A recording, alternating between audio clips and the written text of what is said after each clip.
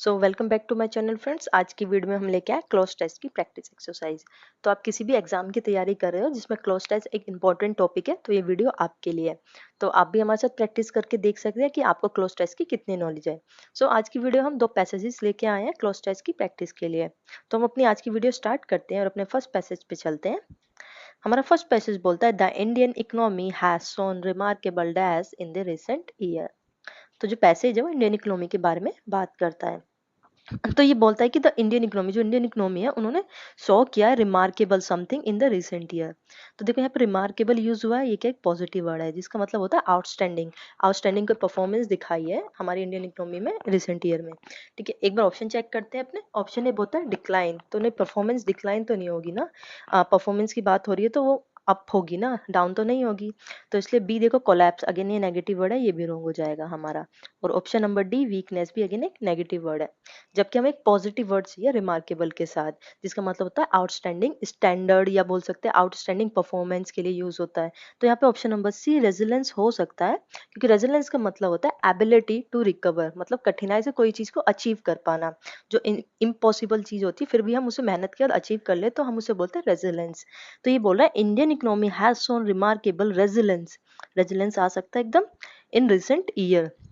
आगे पढ़ते हैं। आगे बोलते हैं even in the face of global dash the country has manage to maintain a steady growth rate. तो देखो यहाँ पे बात कर रहे हैं कि even in the face of कोई ग्लोबल क्राइसिस या फिर कोई डिक्लाइन होगा, तभी वो बोल रहे हैं कि इसके बावजूद भी कंट्री ने क्या किया, मैनेज कर पाया मेंटेन करने में एक स्टिली ग्रोथ रेट।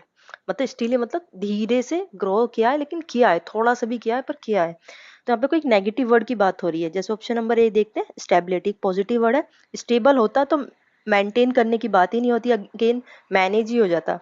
फिर देखो अनसर्टेनिटी, अनसर्टेनिटी हो सकता है। देखो even in the face of global uncertainty, uncertainty मतलब कुछ एकदम पेस पे नहीं चल रहा था, ऊपर नीचे चल रही थी ग्रोथ, उसके बावजूद भी कंट्री ने क्या किया, मैनेज कर पाया मेंटेन स्टडी ग्रोथ। तो ये सेंटेंस यहाँ पे करेक्ट बैठ रहा है। आगे देखते हैं सर्टेनिटी। देखो अगेन सर्टेनिटी होता है तो फिर यहाँ पे मेंटेन करने की बात नहीं आती, प्रोग्रेस में भी सेम केस होगा। आगे चलते हैं थर्ड पे। One of the major dash behind this performance is the government push for digitalization and reforms। तो देखो जब भी मेजर आ जाए ना, तो मेजर के साथ मोस्टली हमारा या तो फैक्टर यूज होता है या रीजंस यूज होता है। ठीक। तो वन ऑफ द मेजर हम देखते हैं ऑप्शन नंबर है रीजन, रीजन लगा के one of the major reason behind the performance is the government push for digitalization and reforms. तो यहाँ पे रीजन एकदम करेक्ट बैठ रहा है। ये बन रहा है सेंटेंस कि एक मेन जो रीजन है ना गवर्नमेंट की परफॉर्मेंस को मतलब इम्प्रूव करने का, वो रीजन क्या है, डिजिटलाइजेशन और रिफॉर्म्स है। तो यहाँ पर रीजन एकदम करेक्ट होगा। जबकि डाउट की बात करें तो डाउट्स तो नहीं आएगा। अगेन कंप्लेंट्स होती तो परफॉर्मेंस की बात नहीं आती, और फेलियर भी होता तो आगे परफॉर्मेंस की बात नहीं आती। आगे चलते हैं। फिर बोलते हैं initiative like digital India have not only improve dash but also provide opportunity for startup. तो ये बोल रहे हैं कि जो गवर्नमेंट ने स्टार्टिंग की है डिजिटल इंडिया की, उससे खाली हमारा ये ऑप्शन नंबर 4 ही नहीं डेवलप हुआ है, उसके साथ साथ हमारे स्टार्टअप को भी अपॉर्चुनिटी मिली है। तो क्या हो सकता है, ऑप्शन चेक करते हैं। ऑप्शन ए करप्शन, करप्शन को थोड़ी प्रमोट करेगी गवर्नमेंट, नहीं करेगी। गवर्नेंस, गवर्नेंस का हो सकता है, आगे देखते हैं। फिर भी पॉलिटिक्स, पॉलिटिक्स को भी अगेन प्रमोट नहीं करेगी। ऑप्शन नंबर डी टैक्सेशन, तो टैक्सेशन भी नहीं होगा हमारा। हमारा करेक्ट होगा हमारा ऑप्शन नंबर बी गवर्नेंस। ठीक है, टैक्सेशन भी नहीं होगा, गवर्नेंस करेक्ट होगा। क्यों? क्योंकि देखो हम सेंटेंस में डाल के देखते हैं इस वर्ड को। Initially like digital India have not only improve governance. जो डिजिटल इंडिया है ना, उसने खाली गवर्नेंस को इम्प्रूव नहीं किया। गवर्नेंस का मतलब क्या होता है कि जो हमारा कंट्रोल होता है, जैसे कि पहले आपको कोई कंप्लेन करनी थी तो आपको वहाँ पे जाना पड़ता था ऑफिस में, लेकिन डिजिटल इंडिया के बाद क्या हो गया, गवर्नेंस जितनी भी थी वो क्या गई, ऑनलाइन हो गई। आप ऑनलाइन कहीं भी किसी की भी कंप्लेन कर सकते हो। तो ये बोल रहा है कि digital India not only improve governance, जो हमारी बॉडी होती है ना, गवर्नमेंट की बॉडीज होती हैं स्टेट सेंटर की, तो वो सब गवर्नेंस के अंदर आती है। तो गवर्नेंस को इम्प्रूव नहीं किया है, बट ऑल्सो इम्प्रूव अपॉर्चुनिटी। इन्होंने अपॉर्चुनिटी भी प्रोवाइड की, किसको, स्टार्टअप को। तो देखो यहाँ पे गवर्नेंस एकदम करेक्ट यूज होएगा। सो आगे चलते हैं पैसेज में। आगे क्या बोलता है, आगे बोलता है at the same time the banking sector has played a dash role in ensuring that credit reaches small businesses and rural area. ठीक है, तो यहाँ बात हो रही है बैंक की। तो बैंक क्या करता है, प्ले करता है डैश रोल। डैश रोल क्या चेक करते हैं, की रोल, की रोल हो सकता है, की रोल मतलब इंपॉर्टेंट रोल प्ले करता है। यूजलेस रोल, यूजलेस नहीं करता है, इंपॉर्टेंट रोल प्ले करता है। Option number C harmful role, तो हार्मफुल रोल भी रॉन्ग हो जाएगा क्योंकि जो बैंक है बहुत ही हेल्पफुल रोल प्ले करता है। Again option number D minor role, तो माइनर नहीं हो सकता, मेजर होता तो एक बार को हो सकता था, लेकिन माइनर तो बिल्कुल नहीं होगा। माइनर मतलब कम, मेजर मतलब ज्यादा होता है। तो हमारा ऑप्शन नंबर है कि एकदम करेक्ट हो जाएगा यहाँ पे।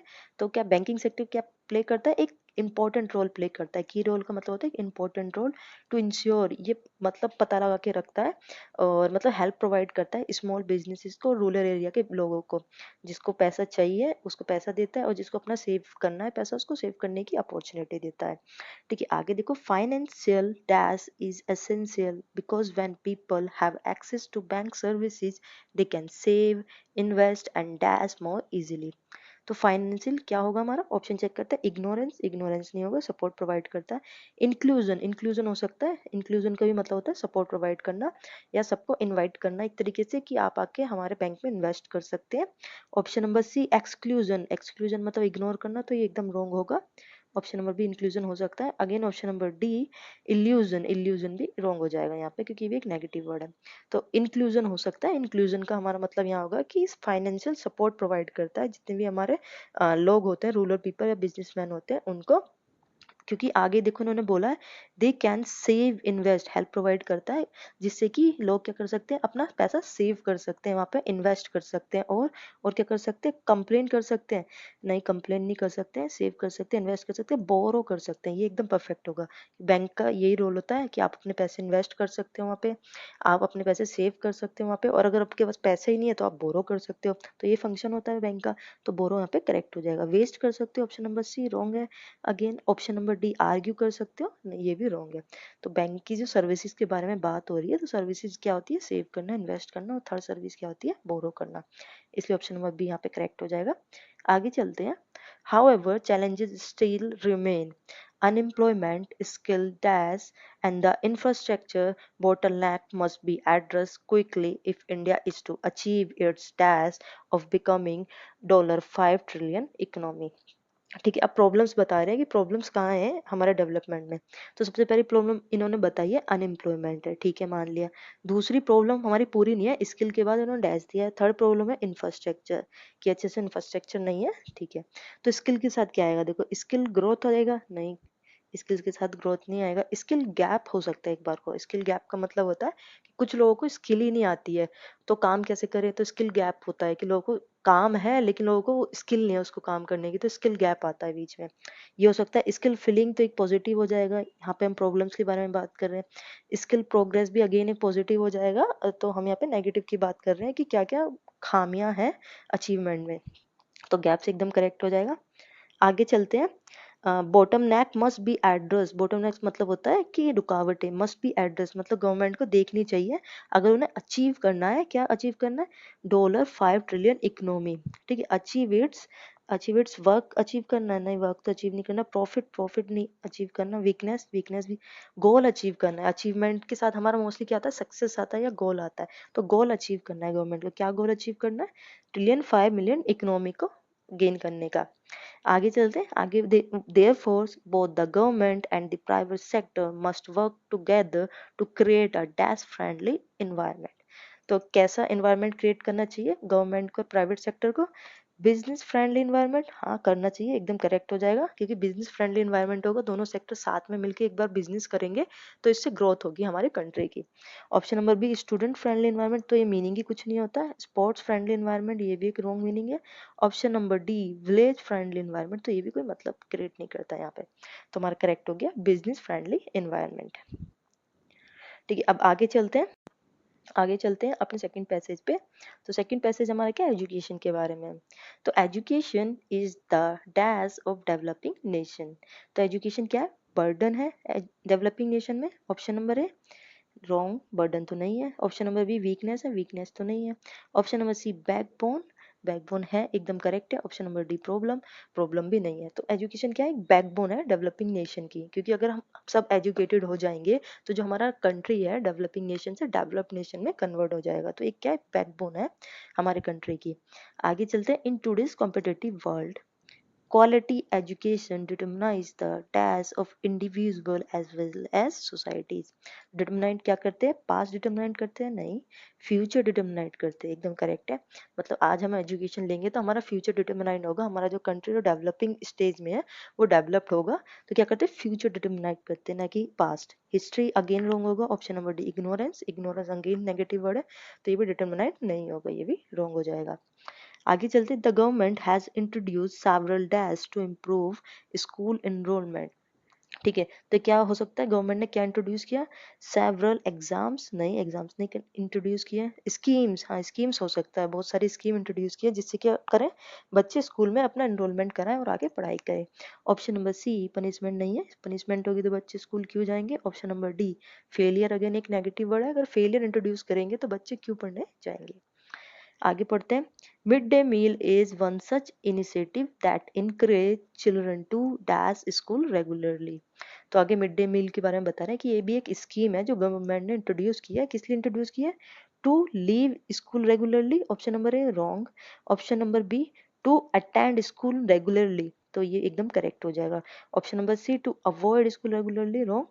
Option number D skip school regularly भी रॉन्ग, क्योंकि जो हमारा option number A C D है ये क्या है, ये वो कंडीशन है जब बच्चे स्कूल ही ना जाए।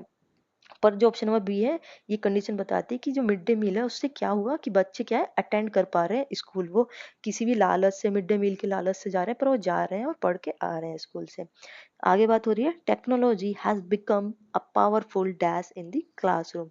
तो टेक्नोलॉजी क्या बन गई, पावरफुल टूल बन गई है, एकदम करेक्ट है। ऑप्शन नंबर है टूल है, एक पावरफुल टूल है इन द क्लासरूम, क्योंकि अब क्या है व्हाइट बोर्ड आ गया, स्मार्ट बोर्ड आ गया, तो क्या एक टूल है क्लासरूम के अंदर। बर्डन, बर्डन रॉन्ग हो जाएगा, अगेन कोई बर्डन तो है नहीं। ऑप्शन नंबर सी ये डिस्ट्रैक्शन है कि बच्चे पढ़ नहीं पा रहे हैं, ये डिस्ट्रैक्शन क्रिएट कर रहा है टेक्नोलॉजी, नहीं वो और अच्छे से पढ़ पा रहे हैं, उस टेक्नोलॉजी के साथ इश्यूज क्रिएट कर रहा है, नहीं इश्यूज भी क्रिएट नहीं कर रहा है, वो तो प्रोवाइड कर रहा है हेल्प लर्निंग में चिल्ड्रन के। आगे चलते हैं पैसेज में, तो आगे पैसेज में बोला है online learning platforms provide access to dash from top universities.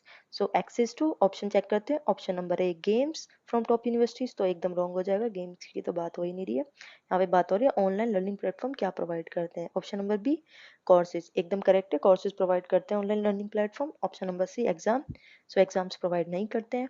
Option number D soft तो बिल्कुल ही नहीं प्रोवाइड करते। देखो एग्जाम तो होते हैं online learning platform but it's an part of courses, अलग से कोई एग्जाम वो प्रोवाइड नहीं करते हैं।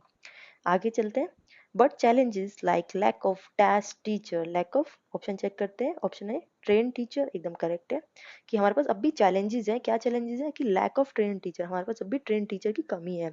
ऑप्शन नंबर बी चेक करते हैं एब्सेंट टीचर, तो नहीं ये तो करेक्ट बैठेगा नहीं। Option number C angry teacher, तो क्यों ही बुलाएंगे वहाँ पे। Option number D lazy teacher भी नहीं चाहिए, उनकी तो कमी नहीं चाहिए, वो तो चाहिए ही नहीं, तो यहाँ तो कमी की बात हो रही है, तो कमी किसकी है, ट्रेन टीचर की कमी है। आगे देखते हैं पुअर डैश, पुअर क्या हो सकता है, प्लेग्राउंड, नहीं पुअर इंफ्रास्ट्रक्चर, अभी भी जो कमी है किसकी, पुअर इंफ्रास्ट्रक्चर की कमी है, हमारे पास ऐसे रूम्स ही नहीं है जहाँ पे मतलब हम एटमोसफेयर क्रिएट कर पाए एजुकेशन का, ना हमारे पास स्मार्ट बोर्ड है, ना हमारे पास व्हाइट बोर्ड्स हैं, तो पुअर इंफ्रास्ट्रक्चर है। Option number C games, poor games wrong हो जाएगा again. Option number D politics कैसे आ गया एजुकेशन में, ये तो बिल्कुल ही रॉन्ग हो जाएगा। आगे चलते हैं, and dash divide still exit, और डैश डिवाइड क्या हो जाएगा, ऑप्शन नंबर है डिजिटल डिवाइड, तो ऑप्शन नंबर है डिजिटल डिवाइड एकदम करेक्ट हो जाएगा।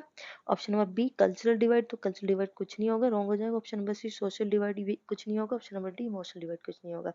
तो एजुकेशन के अंदर ये कल्चरल, सोशल और इमोशनल डिवीजन तो कुछ होता नहीं है, रॉन्ग है। और लेकिन डिजिटल डिवाइड स्टिल एग्जिस्ट, मतलब ये भी एक चैलेंजेस है कि मतलब हमारी टेक्नोलॉजीज जो है और हमारा बोल सकते हैं इंटरनेट फैसिलिटीज है, वो अभी तक भी मतलब पूरी तरीके से गांव में पहुंच नहीं पाई है, तो डिजिटल डिवीजन अब भी एग्जिस्ट करता है। आगे चलते हैं, unless this dash are failed the dream of inclusive education will remain incomplete. अभी आगे बोल रहे हैं अनलेस, जब तक ये जितनी भी कमियां ये सही ना हो जाए तब तक क्या है, the there this gap, option number A gaps एकदम करेक्ट होगा, अनलेस दिस गैप्स जो है क्या है, जो कमियां है ना, जितनी भी कि पुअर इंफ्रास्ट्रक्चर है हमारा और ये सब क्या है, एक गैप्स है। जब तक ये गैप्स फिल नहीं हो जाएंगे ना, तब तक जो हमारा सपना है इंक्लूसिव एजुकेशन मतलब हर कोई एक साथ बैठ के पढ़ाई कर पाए, वो कंप्लीट नहीं हो पाएगा। तो गैप्स एकदम करेक्ट हो जाएगा। Option number B question wrong हो जाएगा। ऑप्शन नंबर सी स्टोरीज भी कोई मैटर नहीं करती है यहाँ पे। ऑप्शन नंबर डी एग्जाम्स की बात में भी नहीं बात हो रही है यहाँ पे। यहाँ बात हो रही है गैप्स के बारे में, कि कमियों के बारे में। सो आज की वीडियो में इतना ही। दो पैसेज लेके आए थे क्लोज टेस्ट के। अगर आपको वीडियो समझ आई हो और अच्छी लगी हो तो प्लीज वीडियो को लाइक और चैनल को सब्सक्राइब कर देना। सो आज की वीडियो में इतना ही। इसके अलावा अगर आपको इस पूरी वीडियो का पीडीएफ चाहिए तो वो हमारे टेलीग्राम चैनल पे मिल जाएगा, जिसका लिंक आपको डिस्क्रिप्शन में मिल जाएगा। सो आज की वीडियो में इतना ही। Thank you for watching friends.